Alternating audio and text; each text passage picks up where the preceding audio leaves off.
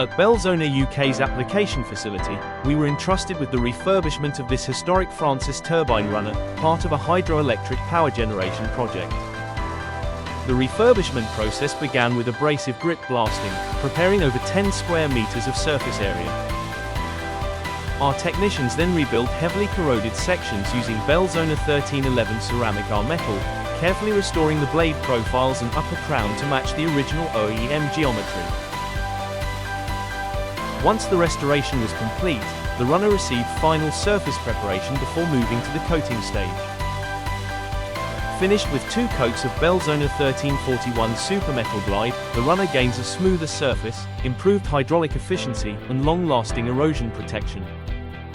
Following final inspection, the refurbished runner is ready for reinstallation, delivering improved performance for years to come.